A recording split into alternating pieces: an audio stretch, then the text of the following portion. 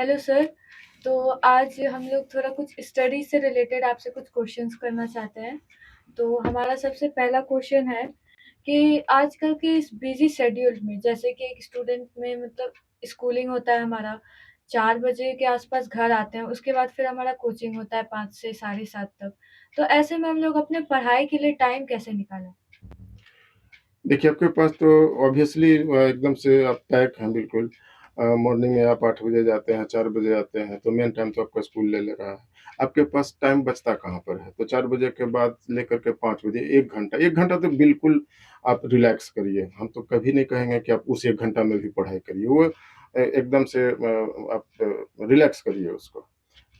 यहाँ जब आते हैं तो फिर जब लौटते हैं यहाँ से, तब आपके पास में टाइम बचता है। 7:30 बजे आप यहाँ से निकलते हैं, तो 8 बजे से लेकर के आप 10:30 बजे 2.5 घंटा आप पढ़िए। उसमें आप स्कूल का कर सकते हैं, कोचिंग का अगर कुछ टास्क वगैरह है तो उसको कर सकते हैं। और क्या किया जा सकता है कि मॉर्निंग में आप जब उठते हैं, तो चूँकि 8 बजे से स्कूल रहता है, तो मैं समझता हूँ कि आप 6 बजे तक उठ जाते होंगे। वहाँ पर 1 घंटा टाइम आप मैनेज कर सकते हैं। उसमें आपको जो करना है माने अपना होमवर्क करना है या जो भी करना है।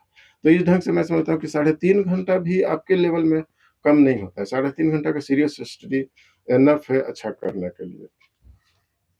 सर हमारा अगला सवाल है कि हम लोग की लाइफ में जो डिस्ट्रैक्शंस होते हैं मेनली फ़ोन्स की वज़ह से, क्वेश्चंस की वज़ह से, तो उससे हम लोग कैसे उसमें कैसे रहें?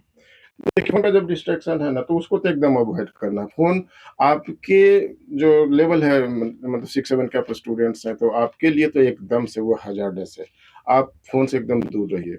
कभी कोई फ़ोन बहुत ज़रूरी है, तो आप फ़ोन पिक कर सकते हैं। आप कॉल के लिए उसका यूज़ करिए।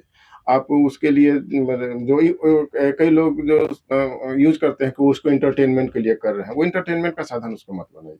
आप आउटडोर गेम में कुछ टाइम निकाल सकते हैं, तो निकालिए। फ़ोन का यूज़ आप कभी कोई गूगल्स देखना हो या कोई रूटीन वर्क देखना हो, ऐसा कुछ बहुत ही ज़रूरी चीज़ें हैं तो आप उसको करिए, अदरवाइज़ एकदम फ़ोन को अवॉइड करिए। अभी आप फ़ोन में अगर बिज़ी हो जाइएगा तो आपका मेन जो पढ़ाई है वो डिस्ट्रैक्ट हो जाएगा।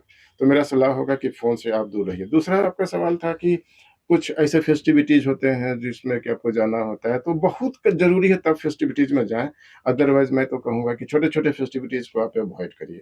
पढ़ाई बहुत इम्पोर्टेंट है, फेस्टिविटीज़ तो आते रहेंगे जीवन में, लेकिन पढ़ाई जो है सो वो फिर टाइम निकल जाएगा तो आपका वो मैं समझता हूँ कि that is harmful for you.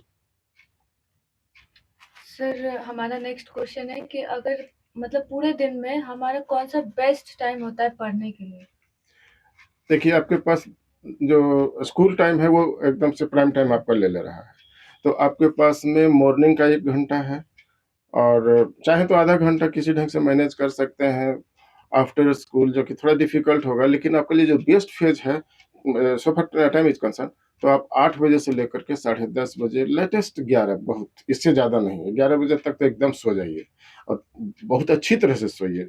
जब तक माइंड रिलैक्स नहीं होगा ना, तो बहुत अच्छी तरह से आप चीज़ों को समझ नहीं पाएँगे, मेमोरी पावर आपका घट जाएगा। तो आप एकदम से लेटेस्ट अगर हो रहा है तो 11 बजे आप ज़रूर सोइए, क्योंकि शहर में ज़िंदगी थोड़ा-सा डिफरेंट होता है। गाँव में लोग 9-10 बजे सो जाते हैं, लेकिन शहर में आप हैं तो 11 बजे सो जाइए और 6 से 7 घंटा, 7 घंटा तो आपके एज में तो कम से कम 7 घंटा का स्लीप चाहिए। 8 घंटा अगर कर पाते हैं तो मच बेटर, लेकिन 7 घंटा कम से कम स्लीप चाहिए। तो आप देख लीजिए कि आपके पास कितना अवेलेबल है, उस हिसाब से आप मैनेज कर लें। एंड सर हमारा आज का लास्ट क्वेश्चन है कि पढ़ाई में हम चीज़ों को अगर समझ के पढ़ें वो हमारे लिए सही होगा या फिर हम याद करके वो एग्ज़ाम दे दें? नहीं, मैं तो यही कहूँगा कि देखिए, याद करने का मतलब होता है इसको रॉट लर्निंग बोलते हैं। रॉट लर्निंग मतलब जैसे कि पैरॉट होता है, वो अ, समझता नहीं है कि वो क्या बोल रहा है। वो राम-राम बोल रहा है, लेकिन समझ नहीं आया कि वो राम बोल रहा है, राम का मतलब क्या है। तो रॉट लर्निंग तो बिल्कुल सही नहीं है।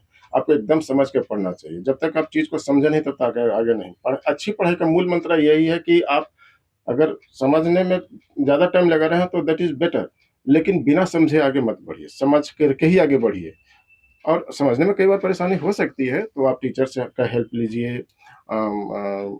और अगर कोई आपका कोई अच्छा फ्रेंड है जो आपको समझा सकता है, तो आप उससे ले सकते हैं। अगर पेरेंट्स आपको हेल्प कर सकते हैं इस मामले में, तो आप उससे हेल्प ले सकते हैं। कभी-कभार कोई इन्फॉर्मेशन ऐसा है जो किसी को नहीं पता है, तो आप उस समय में आप फ़ोन का हेल्प ले सकते हैं, गूगल वगैरह आप देख सकते हैं। Thank you sir.